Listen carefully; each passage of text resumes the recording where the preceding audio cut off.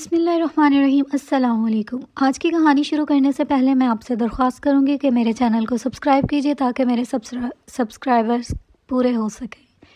منور ایک taxi driver تھا اور یہ ٹیکسی بھی اسے اپنی ماں کی دعاؤں کی وجہ سے ملی تھی۔ اس کے والد کا انتقال تب ہوا تھا جب وہ بہت چھوٹا تھا۔ اس کی والدہ نے بہت ہی محنت مزدوری کر کے اسے پال پوس کے بڑا کیا تھا۔ جیسے ہی منور نے ہوش سنبھالا اس نے مزدوری شروع کر دی تھی۔ بس اڈے پر وہ صبح سویرے ہی جا کر کھڑا ہو جاتا، لوگوں کا وزنی سامان اتارنے میں ان کی مدد کرتا تو لوگ اسے چند پیسے پکڑا دیتے۔ اس نے کبھی بھی کسی کام کو حقیر نہیں سمجھا تھا۔ اسے جو بھی کام ملتا وہ خوشی سے کرنے لگتا۔ رات تک وہ اتنے پیسے کما لیتا کہ دونوں ماں بیٹا عزت سے روٹی کھا لیتے۔ لیکن ایک بار منور کو ایک بٹوا گرا ہوا ملا جس کے اندر اچھی خاصی رقم تھی۔ یہ دیکھ کر وہ بڑا خوش ہوا۔ گھر آیا تو اپنی والدہ سے کہنے لگا کہ اللہ نے ہماری سن لی ہے، اللہ کی طرف سے مدد آئی ہے۔ ماں نے پوچھا کہ ایسا بھی کیا ہو گیا؟ اس نے بٹوا اپنی ماں کے آگے رکھ دیا۔ کہنے لگا اس میں 2.5 لاکھ کی رقم ہے اور یہ مجھے زمین پر پڑا ہوا ملا ہے۔ اس کی والدہ کہنے لگی اس پہ ہمارا کوئی حق نہیں، جہاں سے ملا تھا وہیں جا کر اس بات کا اعلان کر دو کہ تمہیں یہاں سے قیمتی چیز ملی ہے، جو اس کی نشانی بتا دے گا وہ یہ لے جائے۔ ہو سکتا ہے کوئی ضرورت مند ہو، بیچارے کی ساری جمع پونجی اسی بٹوے میں ہو۔ اپنی والدہ کی بات سن کر منور اسی جگہ چلا گیا جہاں اسے بٹوا ملا تھا۔ اس نے وہاں پر سب کے سامنے یہ کہا کہ مجھے یہاں سے قیمتی چیز ملی ہے، لیکن جو بھی مجھے اس کی نشانی بتا دے گا میں اس کو دے دوں گا۔ اور ایسا اس نے چند مہینے تک کیا تھا، لیکن اس بٹوے کا کوئی والی وارث اس کے پاس نہیں پہنچا تھا۔ پھر اس نے جب یہ بات ہمیں مسجد کے سامنے بیان کی تو انہوں نے کہا کہ اب اس پر تمہارا حق ہے۔ منور نے انہیں پیسوں سے ایک پرانی سی ٹیکسی لے لی اور اپنی روزی روٹی کا سلسلہ چلانے لگا۔ وہ بہت ایمانداری سے مسافروں سے پیسے لیتا تھا۔ اس کی ماں نے ہمیشہ اسے حلال روزی کی ہی ترغیب دی تھی، لیکن ایک واقعہ اس کی زندگی میں ایسا پیش آیا کہ اس کی زندگی ہی بدل کر رہ گئی۔ وہ ٹیکسی چلا رہا تھا، اس گاڑی میں جو آخری مسافر رات کو بیٹھا، اس کی منزل شہر سے کافی دور تھی۔ سنسان سا راستہ تھا، اس لیے اسے اس کی منزل تک پہنچاتے پہنچاتے منور کو رات کا 1 بج گیا تھا۔ واپسی میں اس نے گاڑی کی سپیڈ کافی تیز کر دی تھی کہ جب 2 نوجوان اس کے اشارے سے روکا۔ جہاں وہ کافی تھک چکا تھا اور نیند سے بھی آنکھیں چور تھی، اس نے سوچا کہ وہ مسافروں سے کہہ دے گا کہ اب وہ کوئی بھی گاہک اپنی گاڑی میں نہیں بٹھائے گا۔ جیسے ہی گاڑی اس نے ان دونوں نوجوانوں کے سامنے کھڑی کی تھی، وہ نہایت بدحواس اور پریشان حال لگ رہے تھے۔ منور سے کہنے لگے کہ ہمیں فلاں جگہ چھوڑ دو، ہمارا پہنچنا بہت ضروری ہے۔ انہوں نے کہا کہ رات کا 1 بج رہا ہے اور مجھے اپنے گھر جانا ہے۔ وہ نوجوان کہنے لگے ہمیں تمہیں منہ مانگی رقم دیں گے، لیکن اس وقت تمہارے علاوہ ہمیں یہاں پر کوئی بھی ٹیکسی نظر نہیں آ رہی اور ہمارا آج وہاں پہنچنا بہت ضروری ہے۔ منور نے گہری سانس کھینچ لی اور کہا کہ چلو اب بیٹھ جاؤ۔ حیرت کا جھٹکا منور کو اس وقت لگا جب اس نے نوجوانوں کے ہاتھوں میں ایک ایسی چیز دیکھی کہ اس کے ہوش اڑ گئے، لیکن بہرحال اس نے کچھ نہیں کہا۔ وہ ابھی بھی ان نوجوانوں کو ان کی منزل مقصود تک پہنچانے ہی جا رہا تھا کہ راستے میں نوجوانوں نے گاڑی رکوا لی کہ کہنے لگے کچھ دیر کے لیے یہاں گاڑی روکو، ہم بس ابھی آتے ہیں۔ وہ اپنے ہاتھ میں پکڑے اوزاروں کو اس کی ٹیکسی میں ہی چھوڑ کر چلے گئے۔ منور بہت پریشان تھا، شش و پنج میں مبتلا تھا کہ نہ جانے یہ لوگ کون ہیں۔ ابھی وہ یہی سوچ رہا تھا کہ دونوں نوجوان واپس آئے اور ان کے ساتھ ایک 20 سالہ لڑکی تھی جس نے بڑی سی چادر اوڑھ رکھی تھی، چہرے سے کافی خوفزدہ لگ رہی تھی۔ ان دونوں نوجوانوں نے اس لڑکی کو غضبناک نظروں سے دیکھا اور کرخت لہجے سے کہنے لگے کہ بیٹھو گاڑی میں۔ وہ بیچاری خاموشی سے ٹیکسی میں بیٹھ گئی۔ ایک نوجوان اس کی دائیں جانب بیٹھ گیا اور دوسرا بائیں جانب۔ منور اپنے فرنٹ شیشے سے پیچھے کی جانب بھی بار بار دیکھ رہا تھا۔ وہ لڑکی سسکیوں سے رو رہی تھی۔ منور کو گڑبڑ کا احساس ہوا تھا کیونکہ جو اوزار ان نوجوانوں کے پاس تھے، چاقو، رسی اور بیلچے تھے۔ پھر جب وہ لڑکی سسکیوں سے روتی اور اس کی سسکیاں بلند ہوتی تو دونوں نوجوان اسے ڈرانے دھمکانے لگتے، کہنے لگتے کہ اپنی آواز بند کر دو ورنہ یہیں تمہارا گلا دبا کر تمہیں مار ڈالیں گے۔ وہ لڑکی بار بار کہہ رہی تھی کہ میں بے قصور ہوں، لیکن وہ دونوں نوجوان اس کی بات سننے کو تیار نہ تھے۔ منور نے سوچ لیا تھا کہ اس نے اب آگے کیا کرنا ہے، لیکن وہ نہیں جانتا تھا کہ اس کا نتیجہ کیا نکلے گا۔ اس نے اپنی گاڑی کی رفتار آہستہ آہستہ کم کرنی شروع کر دی اور ایک دم جھٹکے سے گاڑی روک دی۔ وہ دونوں نوجوان اس سے پوچھنے لگے کہ تم نے گاڑی کیوں روکی ہے؟ وہ کہنے لگا دیکھتا ہوں کیا مسئلہ ہے، ویسے بھی میری گاڑی کافی پرانی ہے، آئے دن میں اس پر پیسے لگا لگا کر تھک گیا ہوں، اکثر آدھے راستے میں ہی رک جاتی ہے۔ وہ گاڑی سے نیچے اترا اور گاڑی کا بونٹ کھول کر اسے چیک کرنے لگا۔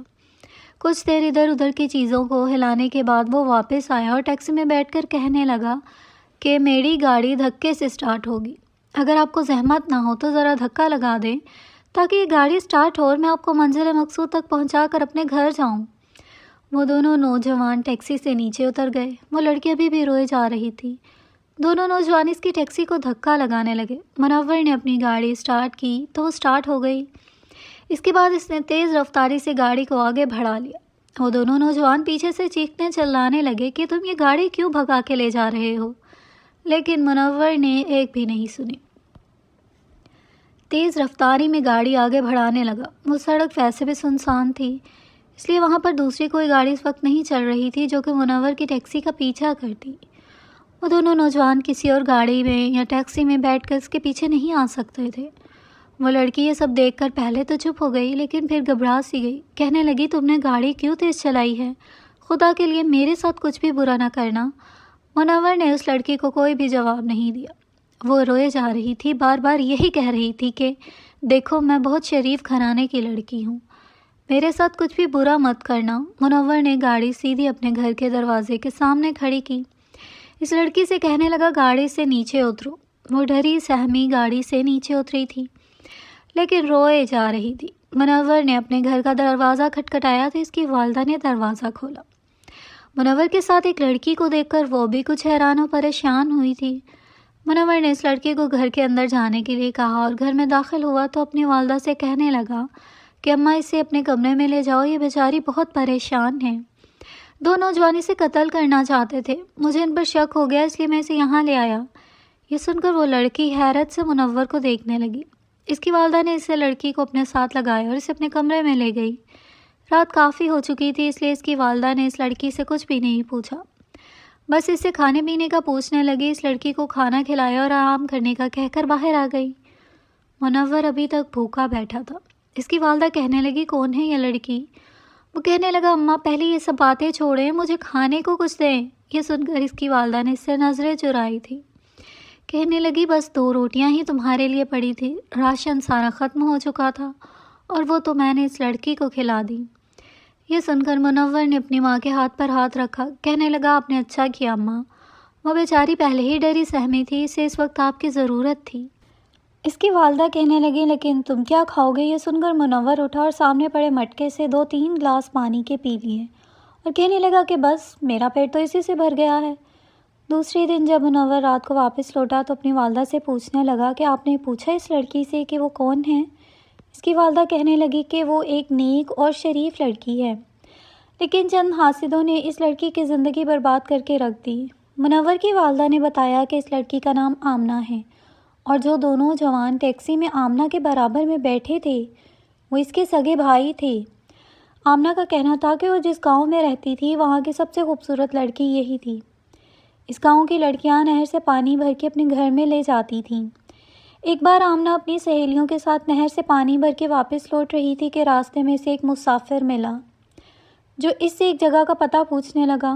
آمنہ اسے بتانے لگی تو وہ لڑکیاں اسے حیرت سے دیکھنے لگی کیونکہ ان کے گاؤں میں اجنبی لوگوں کے ساتھ بات کرنے کی اجازت نہ تھی۔ آمنہ نے تو ایک نیکی کا کام کیا تھا، ایک بھٹکے ہوئے مسافر کو راستہ ہی بتایا تھا، لیکن ان میں سے جو لڑکیاں آمنہ کی خوبصورتی سے حسد کرتی تھیں انہوں نے گاؤں میں الٹی سیدھی باتیں پھیلانا شروع کر دی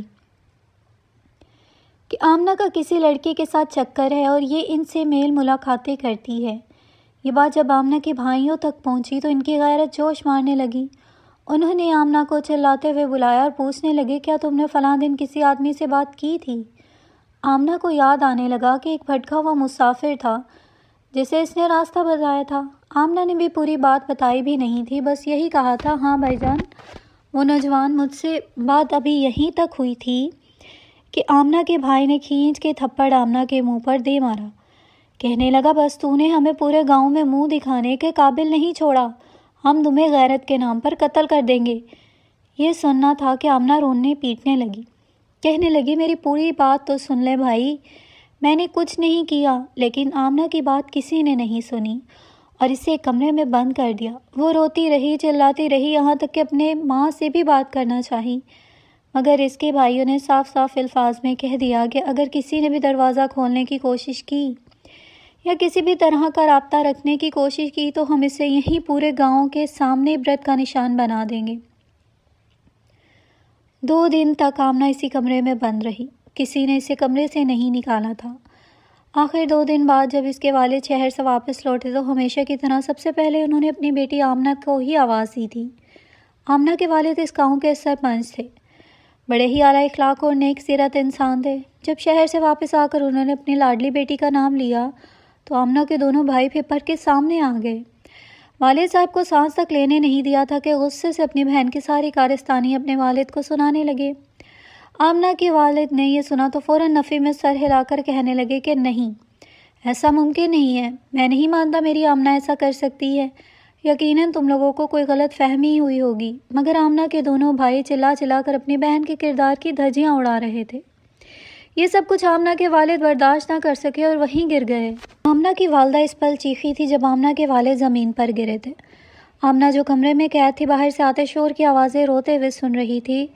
جب اس نے اپنی والدہ کی چیخ سنی تو اسے خطرہ محسوس ہونے لگا۔ وہ چیختے ہوئے ابا کو بلانے لگی، کہنے لگی کہ میں نے کچھ نہیں کیا، یہ سب کچھ ایک جھوٹ ہے، بنی بنائی سازش ہے۔ اس کے والد کو ہارٹ اٹیک آیا تھا۔ وہ لوگ شہر کے بڑے اسپتال میں آمنہ کے والد کو لے گئے جہاں انہیں ایڈمٹ کر لیا گیا تھا۔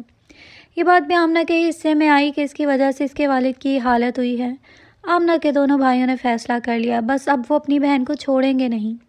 ابھی جائیں گے، اسے ویران علاقے میں لے جا کر قتل کریں گے اور وہیں پر اس کی قبر کھود کر دفنا دیں گے۔ مگر عین موقع پر یہ منور ہی تھا جس نے بچا لیا تھا۔ یہ ساری بات منور کو جب اس کی والدہ نے بتائی تو منور حیرت سے آنکھیں کھولے اپنی والدہ کی بات سنتا رہ گیا۔ صرف ایک غلط فہمی کی بنا پر کیسے اس معصوم لڑکی کی زندگی برباد ہو چکی تھی۔ آمنہ کا کہنا تھا کہ یہ منور ہی تھا جسے اللہ تعالیٰ نے میری مدد کے لیے بھیجا تھا۔ اگر عین موقع پر منور نہ آتا تو شاید آج میں زندہ بھی نہ ہوتی۔ میرے بھائی قتل کر کے مجھے مار کر کہیں دفنا چکے ہوتے۔ منور نے گہری سانس خارج کر کے خدا کا شکر ادا کیا تھا کہ شکر ہے اس نے اس وقت گاڑی روک لی، وہ لڑکی اب انہی کے گھر رہنے لگی تھی۔ منور کی والدہ تو اس لڑکی کو اپنی بیٹی جیسی محبت دینے لگی، اس سے دکھ سکھ کی باتیں کرتی، اپنے بارے میں بتاتی۔ چند ہی روز میں وہ لڑکی ان کے ساتھ گھل مل چکی تھی۔